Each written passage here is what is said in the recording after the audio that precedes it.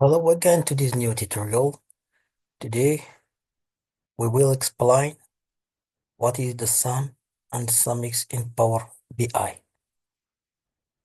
Well, to do that, let's using a small dataset here in Excel before go jump in Power BI because that is very important.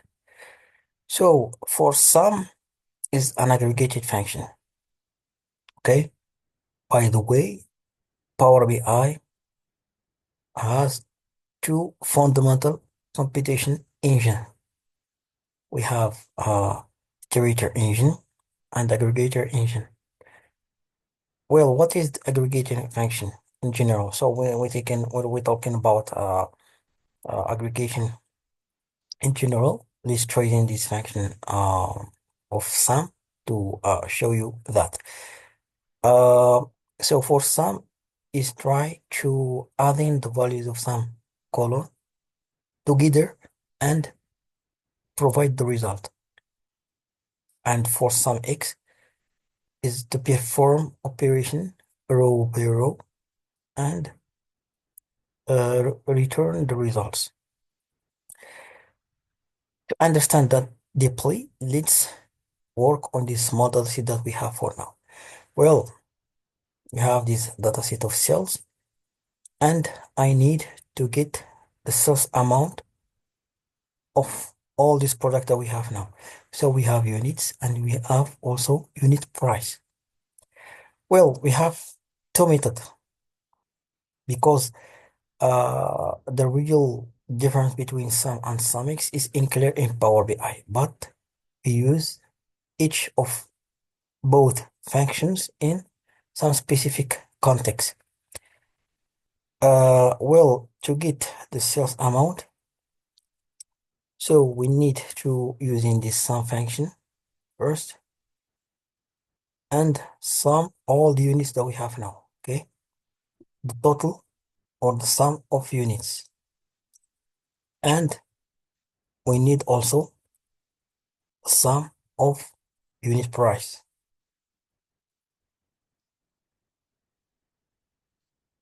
Sorry.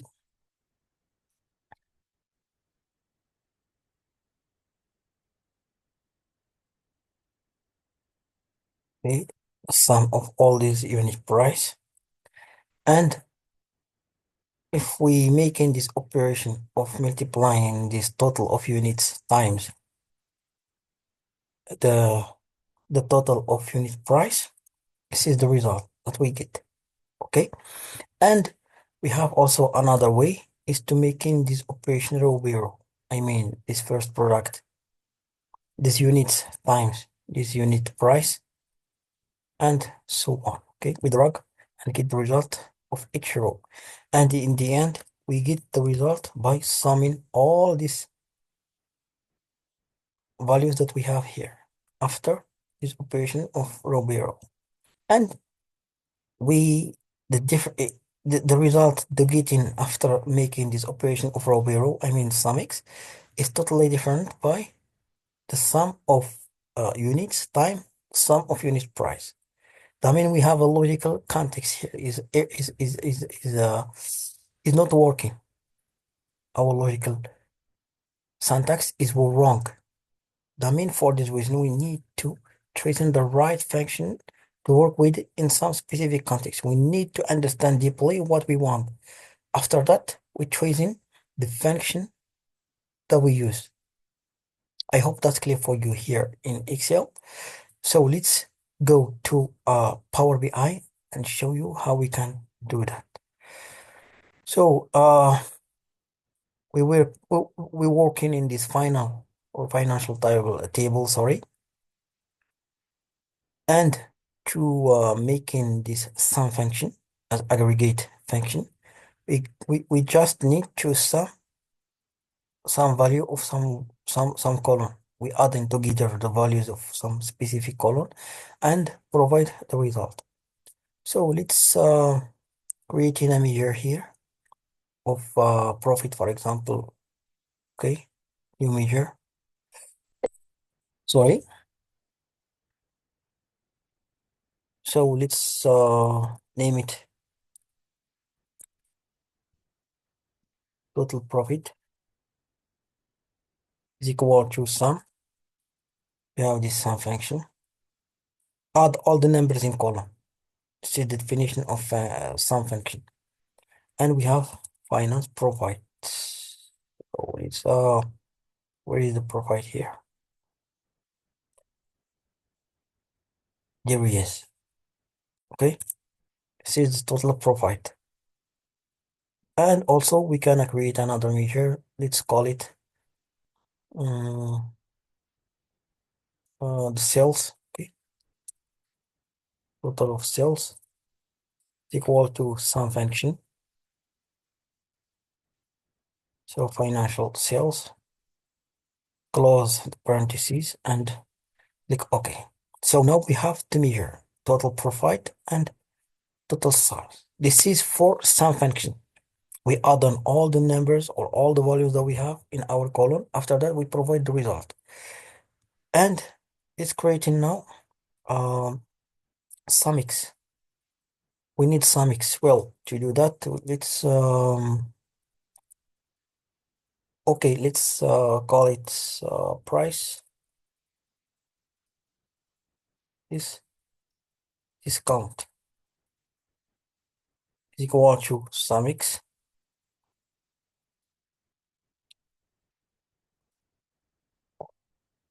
financial table. We choose in the table first, and we have um sales, financial sales minus discount and click OK. So here what's happening in Sumx, as I tell you before, we making this operation row by row. Okay. After that, all these we sum all these values and provide this value or provide the results. Okay, we making this operation row by row by tracing this financial this column of sales minus discount that we have. After that, we provide the results. Okay. Also, we can making a new measure by discount band, for example. So let's